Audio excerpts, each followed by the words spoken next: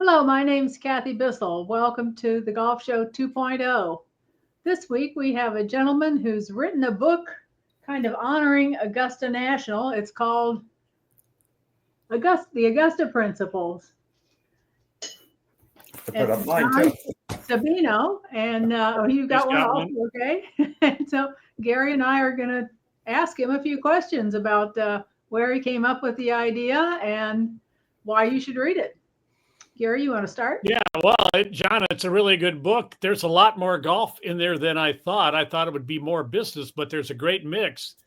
I mean, one of the things I learned about Augusta is to get your green jacket, you have to go into a vault that's got a fingerprint scanner. I like, well, I didn't know that. That was really cool. You had some great info in there, but Yeah, that. tell us about how you got the idea for the book. Yeah, thanks for having me. First of all, Kathleen and Gary.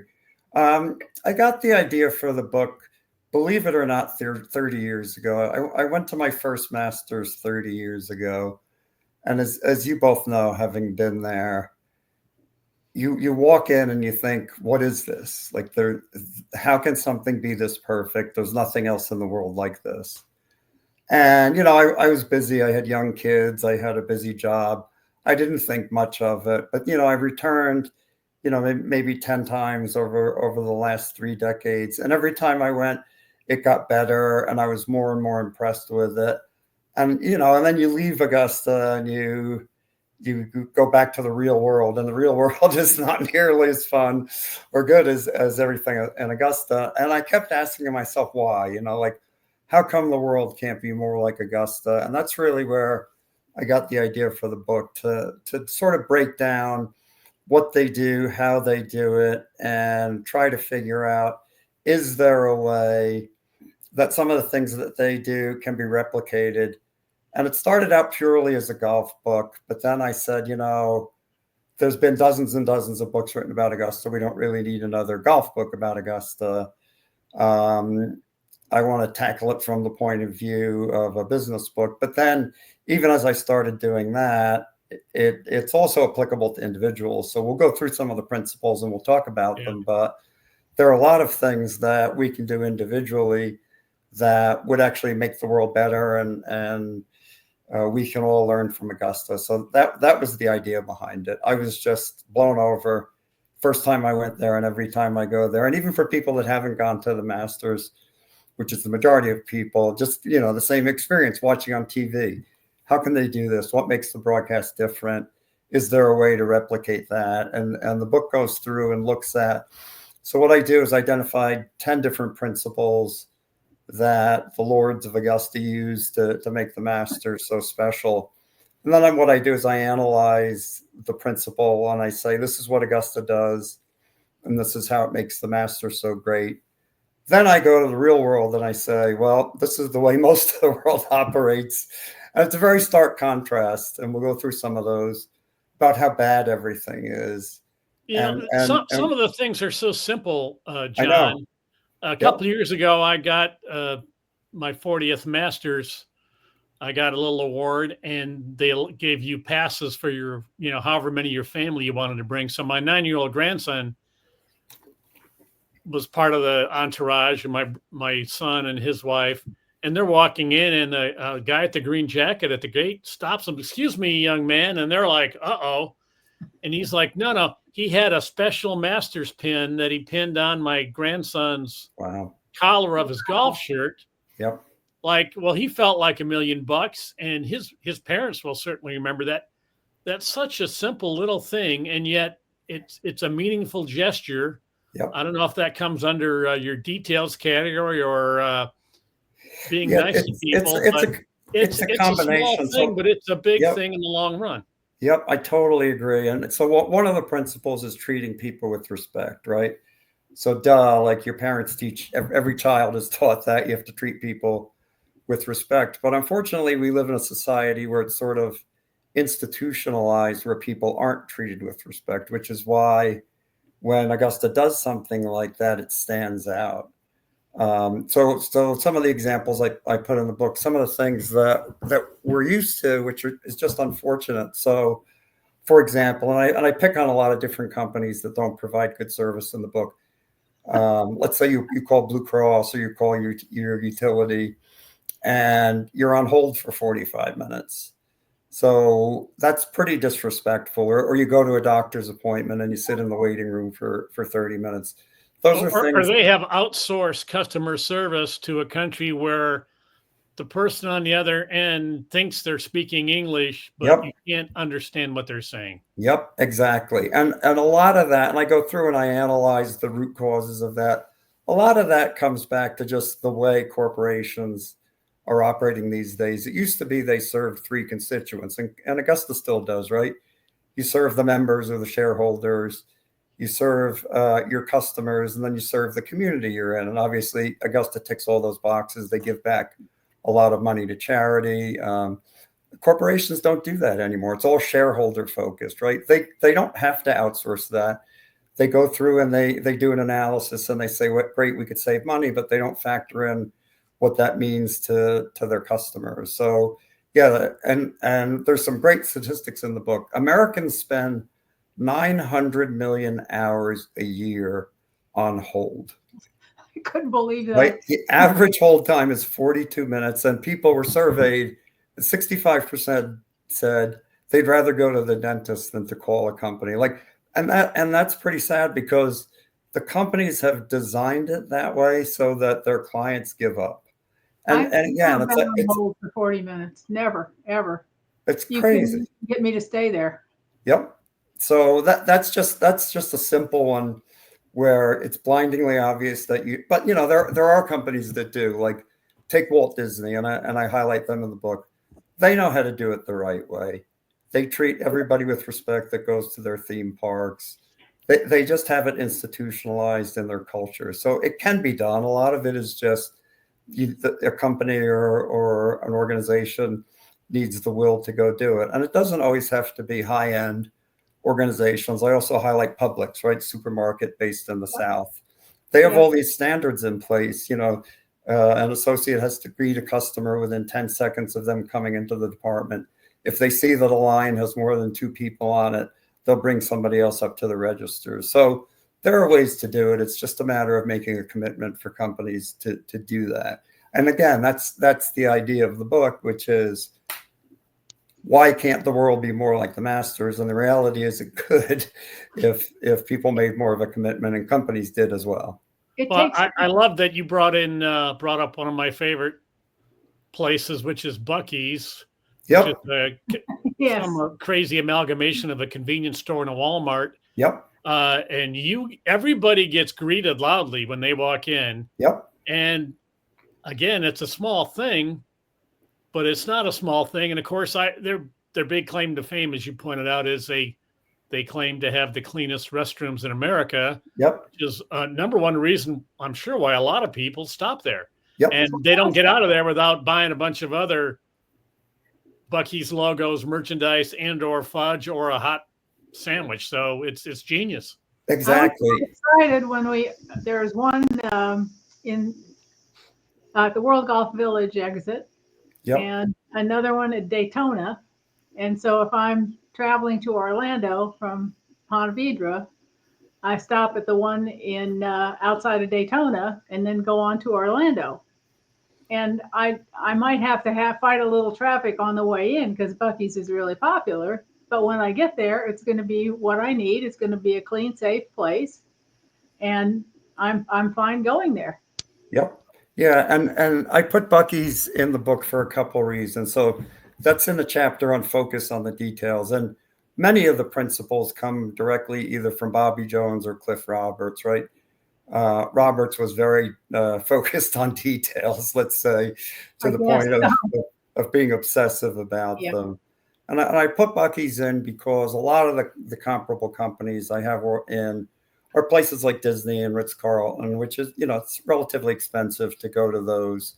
But Buc-ee's, I put them in because they replicate what the Masters does, right? Anybody that's been to a sporting event, you go to the bathrooms, they're typically not clean. There's a long wait. At Augusta, they clean them after each use, right? They may do that now, but I have been to the Masters at times when the restrooms were so bad. Really? You didn't want to go into them. Yes, I haven't. Wow. That hasn't happened lately, but I've had it happen. So when they expanded the course in the early 2000s, they rebuilt everything so they could handle bigger crowds. Yep. We don't actually know how big the crowds are, but they're much bigger than when I started covering in the 80s. Oh, for sure. They upgraded the bathrooms because if one thing looks bad at Augusta, it's a long line to get into the restroom. So they spent money and did that. So Kathy might have missed that upgrade, but no. I was there for an upgrade. I was there before the upgrade, and I was there after the upgrade. So I'm sure they've been upgraded a few times because they're pretty good. Yeah. Yep. Yes, they are. Yeah.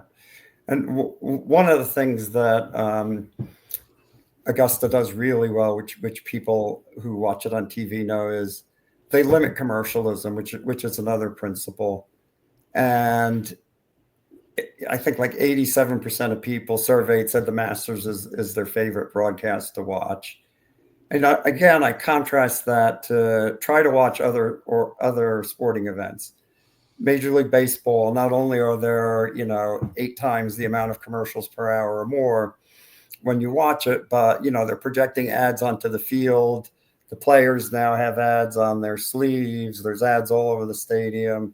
And, golf, to a large degree outside the Masters, has become pretty painful to watch, the playing through commercials and so forth.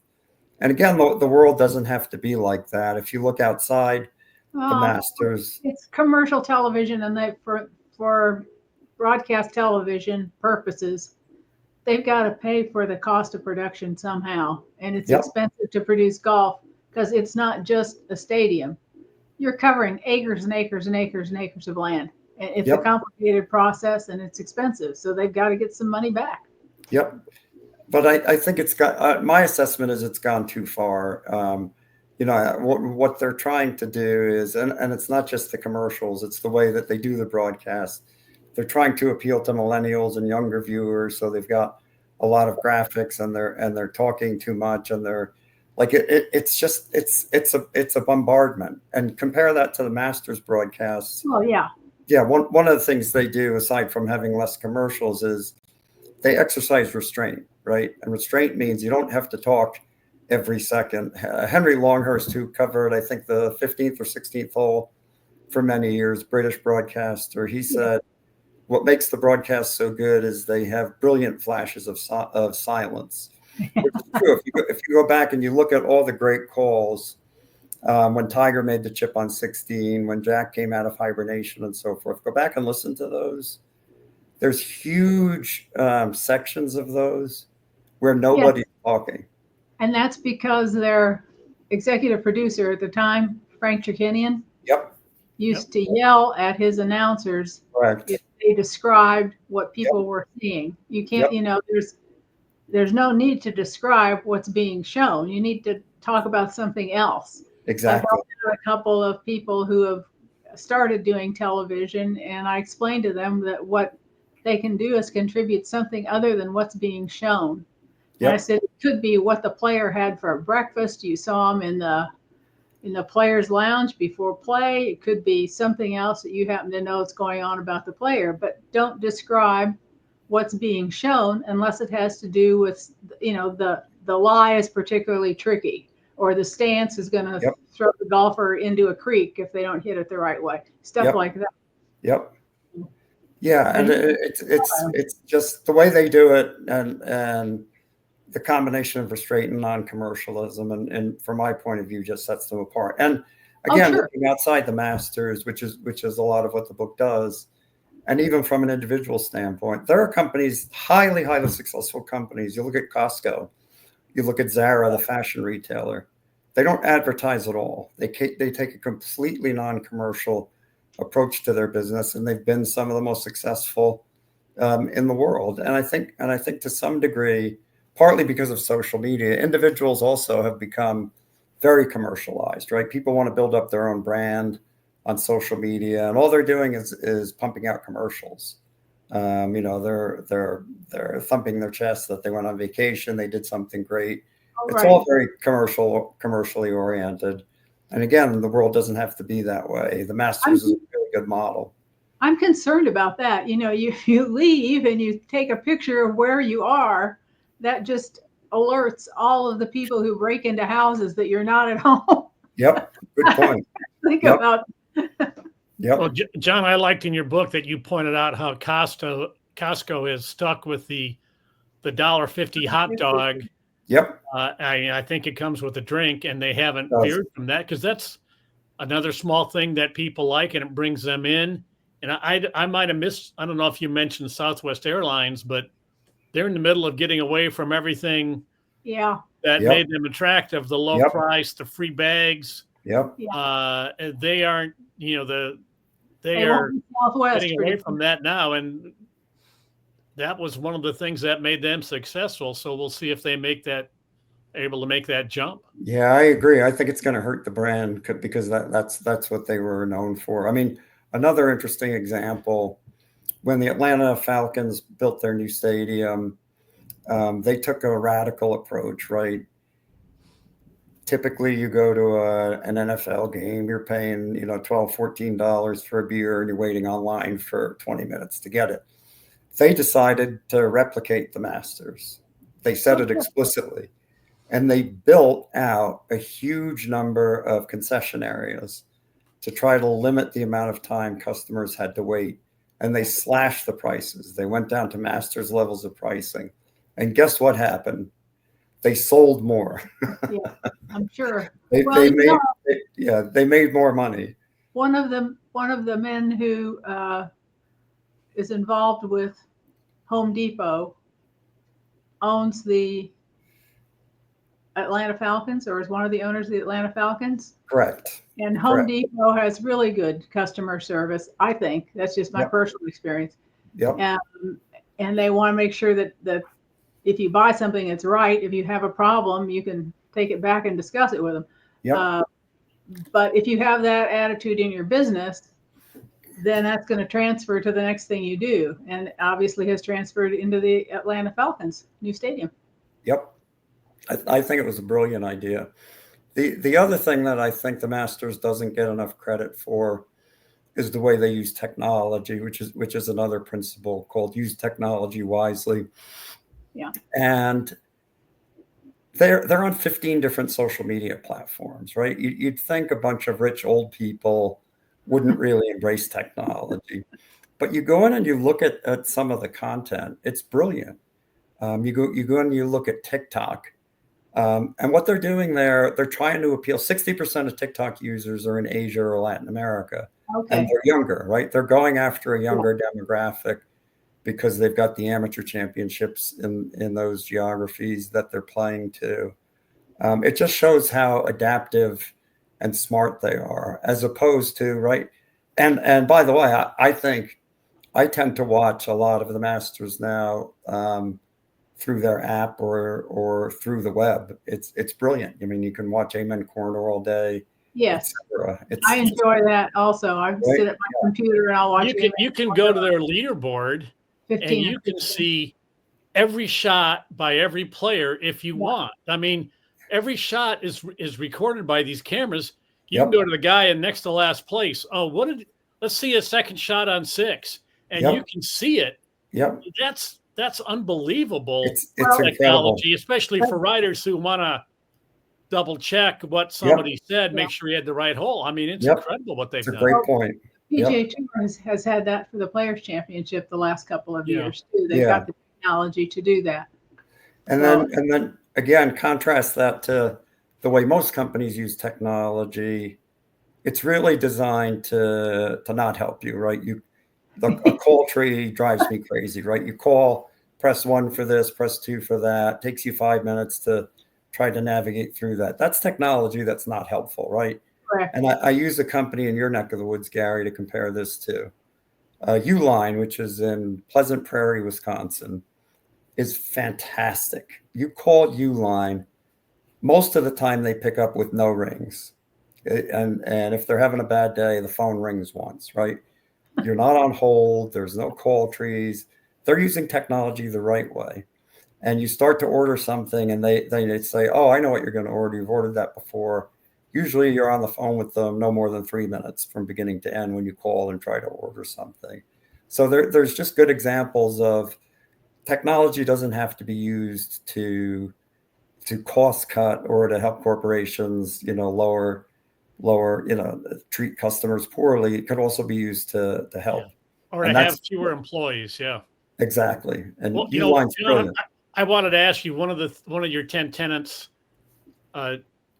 is respecting tradition. And in Yep. Augusta, you pointed out, I'd never seen this in the same couple sentences, but it's a great connection, is these honorary starters love this honor so much that they crawl back to Augusta. Even if they have to crawl, they come there. And a lot of these guys have passed away within a few months of their final appearance, but that's no matter how sick they are, they come back. Gene Saracen passed a few months later. Sneed, Arnold Palmer couldn't even hit a swing club at this last one, and he was gone. Lee Elder got an award and came back, and I'm leaving somebody out. I think Fred McLeod may have that continuity, and the honorary starter tradition is kind of coming, kind of varied over the years. Yep. For a while there, they would play 9 holes or 18 holes. I remember seeing Saracen. They only played 9, I think, because he had a bad shoulder. But I saw him make a 60-foot putt for par on number 8, and I don't know how, but he had to be at least in his 80s. It was incredible.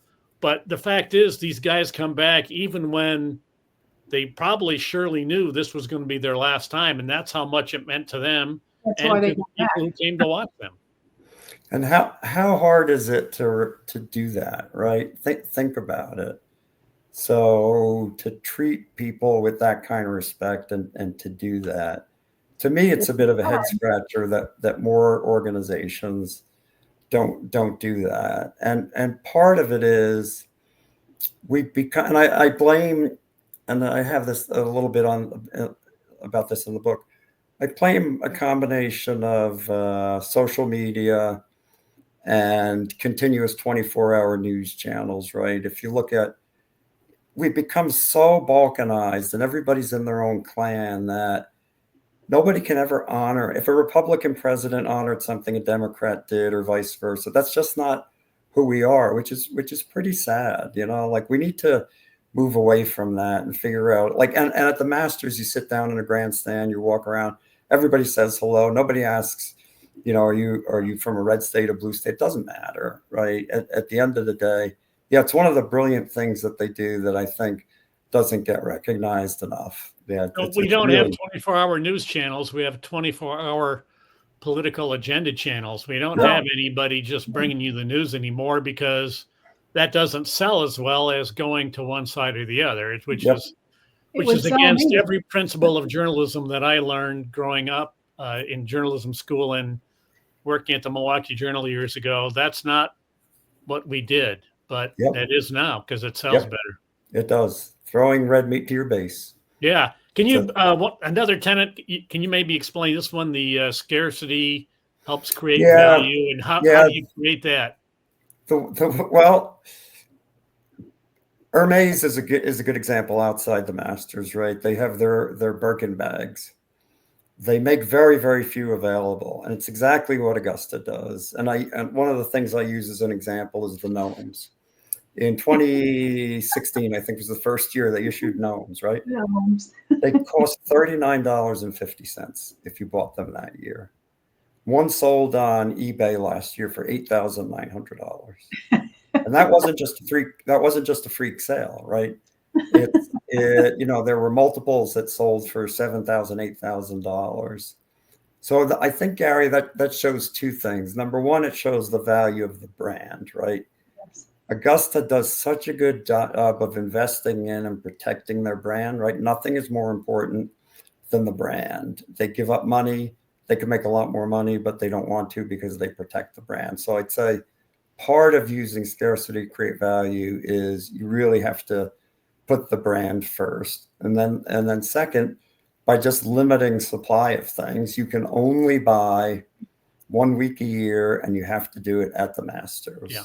As opposed to the US Open, the British Open, others, you can buy online. Even Wimbledon, which does a really good job, they're probably the closest organization in terms of doing a lot of things right compared to the Masters. But even Wimbledon, you could go and buy things online. And it's just the fact that they limit things, and they're so controlling and protective of the brand that, the value of things just shoots up. Gnomes are just the most radical example, but look at the price of a hat is 2 or 3 times if you go buy it on eBay after the fact. So they've done a brilliant job protecting and investing in the brand, and they also just offer things that are only high quality. You don't walk into the Masters golf shop and say, "Oh my God, what is that?" It's horrible. Well, I was disappointed because the first year they came out with some pet supplies. They came out with these big Masters green dog dishes.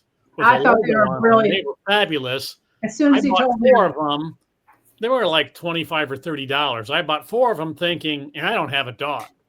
I bought 4 of them thinking, this was before the gnome phenomenon. I thought, well, I'm going to be able to sell these for a profit. Yep. They did not take off despite, I can't the believe obvious love dogs have of logos. Somehow that didn't catch on.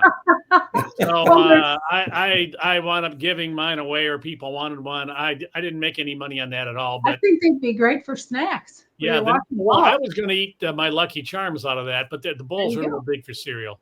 But a friend of mine, I did a story on Berkman's Place this year. He and his wife got invited there, and anonymously reported on his whole trip. And he wasn't aware of the gnome phenomenon. And they get to the parking lot and they see these people walking out carrying things under their arms. And he's looking and he's like, "Are those gnomes?" That doesn't make sense. How gnomes doesn't seem like a golf thing. And that was new to him. And then they promptly went into the Berkman's Place golf shop and dropped $3,500. So not on gnomes, but on other things. Yep. Well, they know, and they sell packages of food so you can have your own Augusta National experience at your house. It's not inexpensive. It's like close to a couple $100, but you can have a meal for I can't remember how many people. And they sold out like last year. It was just incredible. Yep. I mean, the thing that struck me, I wrote this after I finished the book. I went back and I sort of the light bulb went off, and it dawned on me, like, think about the resources they have at their disposal. The way I describe it is it's 300 of the smartest and most successful people in the world that are members and have been for 100 years. And think of the brain power. So it's actually no surprise that they do everything right and they're so committed to it. And that it really comes back again to Jones and Roberts as the foundation. They set the foundation, and then you just have all these really smart men and women following that and trying to uphold the traditions that they set. It's an incredible thing that they've done. And I was surprised nobody had written a book before about it, because there's just so much to learn about what they do. Well, did you have any trepidation about possibly somehow offending the guys at Augusta and being on their naughty list? And have you heard from any members at Augusta about your book? I did have a lot of fears and paranoia as I was writing the book. I would think, because they like to control everything and all their messaging. But I have heard from a couple of members who bought the book and they love it. And apparently it's going to be given out as gifts. Oh, good. And so forth. So, I mean, any golf tournament director out there on any tour, you always need a gift bag for your Pro-Am players. This is the perfect book. It's not just about the Masters. It's about business.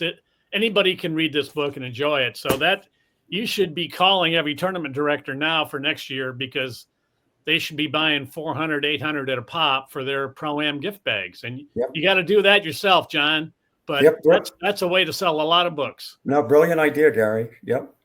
Yeah, no. I mean, if an Augusta member sits down and reads it, there's nothing not to like Yeah, about. they will be flattered because you've It's distilled what makes them great and how other businesses can do the same thing. And yep. If they only paid attention. if they only paid attention or, had enough resources to do it. Not everybody's going to be able to do those things, but Buc-ee's, how hard is it to have your employees say hello and to make sure your washrooms are clean? It's not that hard. Well, this goes back to what our mothers taught us.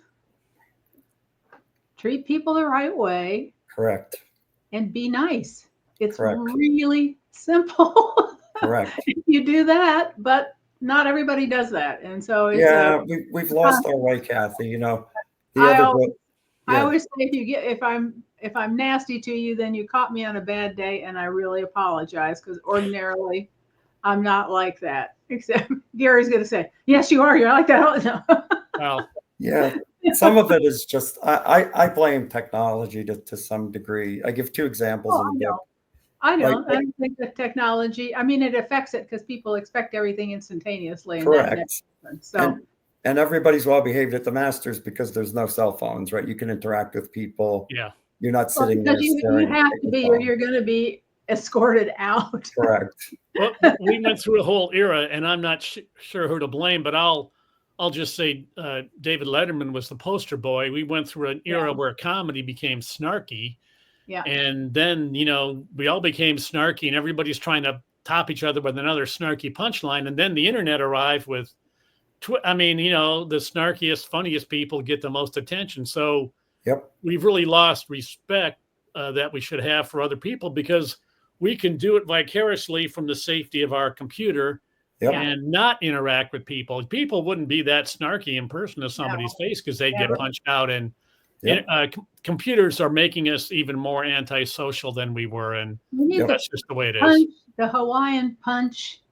Yeah. Emoji. Yeah. That's an outdated reference, but we unfortunately, three of us know what that is. Yeah.